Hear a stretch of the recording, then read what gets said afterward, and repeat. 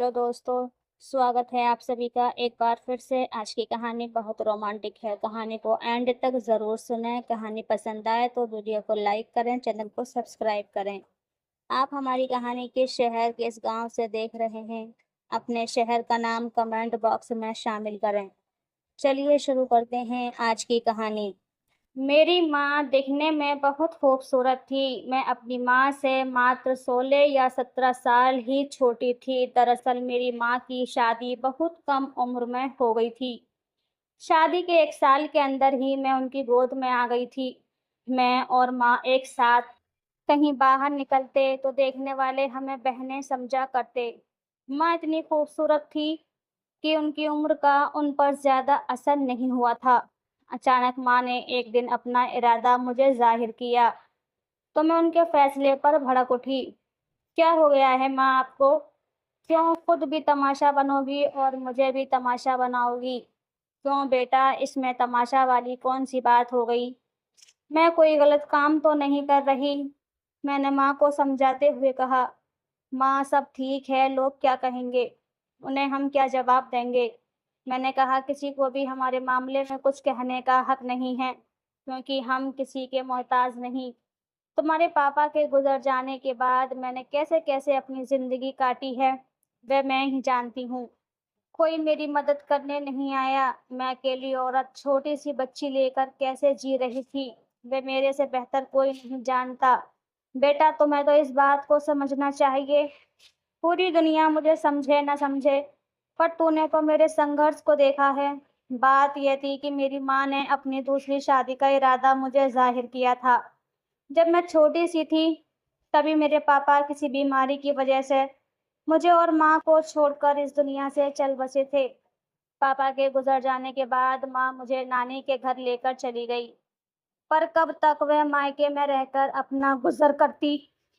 इसीलिए जब मैं स्कूल जाने लायक हो गई तो माँ एक प्राइवेट कंपनी में नौकरी करने लगी। मेरी माँ ने मेरे लिए माँ और बाप दोनों का फर्ज अदा किया था। ये कहना गलत नहीं होगा कि माँ ने मेरी परवरिश में अपनी पूरी जवानी कुर्बान कर दी थी।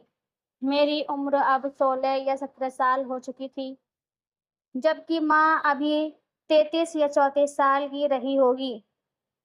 दूसरी शादी करना मेरी माँ का कोई गलत फैसला नहीं था, पर पता नहीं क्यों मुझे ये ठीक नहीं लग रहा था।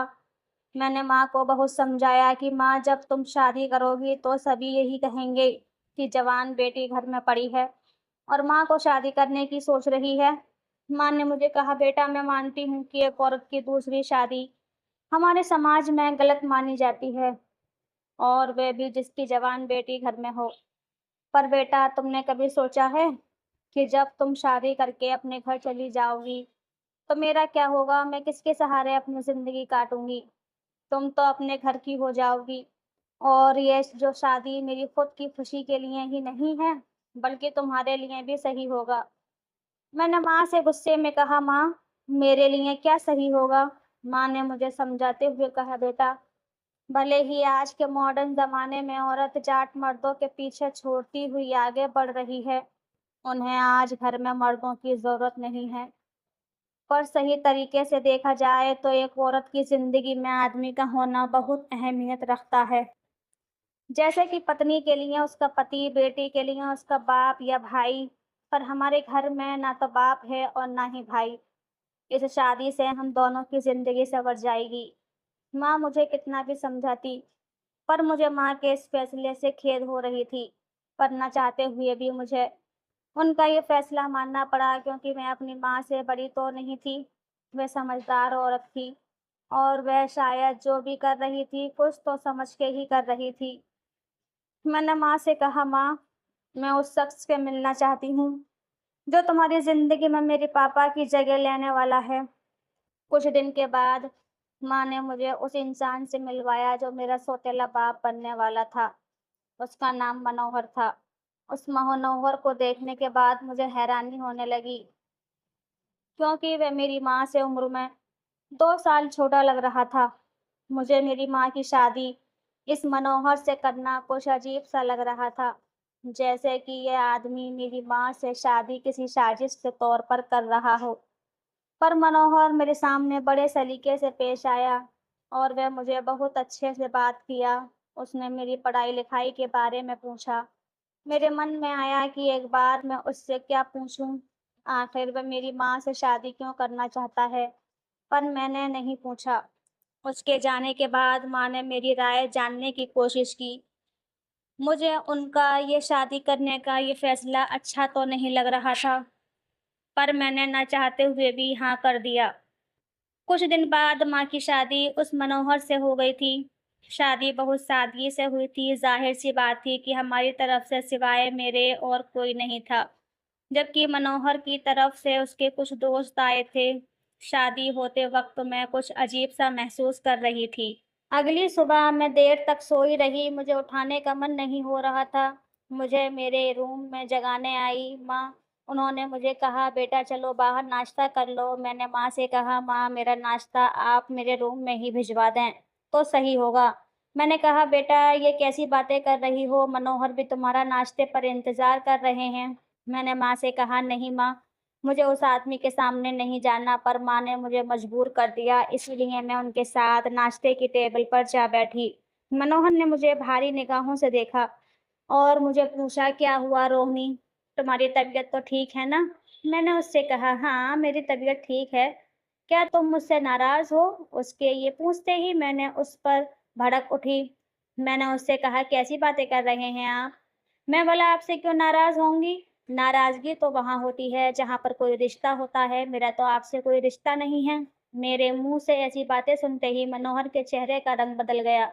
"सब ठीक हो जाएगा।" कुछ देर बाद मैं अपने रूम में चली आई। मुझे अपने ही घर में बड़ा असहाय महसूस होने लगा था। मैंने कभी सपने में भी नहीं सोचा था कि मेरी ज़िंदगी में ऐसा वक़्त भी आएगा कि अपना घर मुझे काटने को दौड़ेगा। कुछ दिनों में अब मेरा ग्रेजुएशन कंप्लीट होने वाला था। मुझे डर था, अब मैं घर पर रहकर क्या करूँगी? क्या इसलिए पढ़ाई पूरी होते ही मैंने प्राइवेट स्कूल में बच्चों को पढ़ाना शुरू कर दिया कि मैं ज़्यादा से ज़्यादा अपना वक़्त बाहर ही गुज़ार सकूँ, क्योंकि मनोहर के सामने मैं ज़्यादा नहीं आना चाहती थी। इसीलिए स्कूल से आने के बाद मैं सीधे अपने कमरे में बंद हो जाती। हालाँकि अभी तक ऐसी-वैसी कोई बात नहीं हुई थी जिसे मनोहर की नीयत का मैं अंदाज़ा लगा सकूँ। पर पता नहीं क्यों जब भी मनोहर मेरे सामने आता, मुझे अपने जिस्म पर उसकी निगाहें मंडराती हुई महसूस होतीं। मनोहर से शादी करने के बाद माँ पहले से ज़्यादा खुश रहने लगी थी। मैंने मुझे मेरे हाल पर छोड़ दिया था। मेरे दिन कुछ इसी तरह गुज़र रहे थे, पर एक दिन एक अजीब बात हो गई। मैं ये नहीं कह सकती कि ये सब मैंने जानबूझकर किया। मैंने जब दरवाज़ा खोला तो मनोहर बाहर खड़ा था। उन्होंने मुझे पूछा, "तुम्हारी माँ कहाँ है?" पर मैंने कहा, "मैं नहीं जानती। माँ किसी ज़रूरी काम से बाहर गई है। क्या तुम मेरे लिए एक कप चाय बना दोगी?" पहले मैंने सोचा कि दरवाज़ा बंद कर दूँ, फिर सोचा नहीं ये गलत है। आखिर एक ही घर में रहना है तो आखिर कब तक ऐसे चलेगा। मैंने मनोहर के लिए चाय बनाई और चाय का कप लेकर उसके सामने चली गई। उसने छोटी-सी मुस्कुराहट के साथ मेरा शुक्रिया अदा किया। मैं चाय रखकर अपने कमरे में जाने लगी तो उसने मुझे रोक लिया। उसने मुझे कहा, "रोहिणी रुको।" मैंने अपने पाँव वहीं पर रोक दिए और कहा, "क्या बात है?" उसने मुझे कहा, "तुम मुझे नाराज़-नाराज़ क्यों रहती हो?" "नहीं तो ये मेरी आदत है, मैं ज़रा तन्हाई पसंद करती हूँ। 2 मिनट तो मेरे पास बैठ जाओ, जो मुझे तुमसे कुछ ज़रूरी बात करनी है।" उसके सामने लगे सोफ़े पर इशारा करते हुए कहा। मैं उसके सामने बैठ गई। वह कुछ देर तक मुझे देखता रहा। उसके बाद उसने धीरे से मुझसे कहा, "देखो रोहिणी, मुझे पता है कि तुम्हारा गुस्सा होना स्वाभाविक है, क्योंकि तुम नहीं चाहती थी कि तुम्हारी माँ दूसरी शादी करे। लेकिन ज़रा उनकी जगह पर खुद को रख कर सोचो, उन्होंने कुछ नहीं गलत नहीं किया है। हाँ, रही बात मेरी, तो मैं महसूस कर रहा हूँ कि तुम मुझे शक की निगाहों से देखती हो। रोहिणी, मैं तुम्हारी नज़रों में चाहे कैसा भी हूँ, पर तुम्हारे लिए कभी गलत नहीं हो सकता। मेरे और तुम्हारे बीच नाम का ही सही, लेकिन एक रिश्ता तो है। तो किस बात की नाराज़गी?" मैंने कहा, "देखिए, मुझे आपके साथ ना तो कोई रिश्ता रखना है और ना ही मुझे आपसे किसी किस्म की नाराज़गी है। आपका रिश्ता मेरी माँ से है, मुझसे नहीं।" यही कहकर मैं वहाँ से अपने कमरे में चली आई। एक दिन मेरी माँ ने मुझे कहा, "रोहिणी, मनोहर ने तुम्हारे लिए एक रिश्ता देखा है। मैंने गुस्से में कहा, अच्छा तो अब ये सब करके वह मेरे करीब आना चाहता है। रोहिणी, तुम्हें हो क्या गया है? तुम मनोज के बारे में कैसी बातें करती हो? मनोहर बहुत अच्छे इंसान हैं। मैंने माँ से कहा, माँ मुझे शादी करनी होगी तो मैं खुद ही रिश्ता तलाश करके शादी कर लूंगी। आप लोगों की मेरी शादी के बारे में फिक्र करने की जरूरत नहीं। उस दिन से माँ ने मेरी शादी के बारे में मुझे कभी भी बात नहीं की। भले ही मनोहर मेरी माँ का दूसरा पति था, पर उसकी बताई हुई शादी मुझे हरगिज नहीं करनी थी। मुझे पता था कि शायद ये मनोहर की कोई चाल होगी। मनोहर जैसे लोगों से मैं अच्छी तरह से वाकिफ थी, इसीलिए मुझे हर काम फूंक फूंक से चलना था। लेकिन सवाल ये था कि मैं इस किस्म के माहौल में कब तक रह सकती थी। मुझे शादी तो करनी ही थी, वे भी बहुत जल्द। ये बात मेरे दिमाग में अब ज़ोरों शोरों से चलने लगी थी कि मैं शादी करूं तो आखिर किससे करूं। मेरा कोई बॉयफ्रेंड भी नहीं था और मेरी जान पहचान में कोई ऐसी शादी भी नहीं थी। मैं इसी सोच विचार में थी कि अचानक मुझे कोई मिल ही गया। जिस स्कूल में पढ़ती थी, उस स्कूल में एक लड़का आया जो मेरी तरह टीचर था। दिखने में भी काफ़ी खूबसूरत था। उसका नाम रविनाथ था। धीरे धीरे मैं रविनाथ को पसंद करने लगी और शायद वह भी मुझे पसंद करने लगा था। धीरे धीरे हम दोनों की दोस्ती हुई और दोस्ती के बाद प्यार। प्यार के बाद बात अब शादी तक पहुंचाई। पर मैं रविनाथ से कुछ छुपाना नहीं चाहती थी।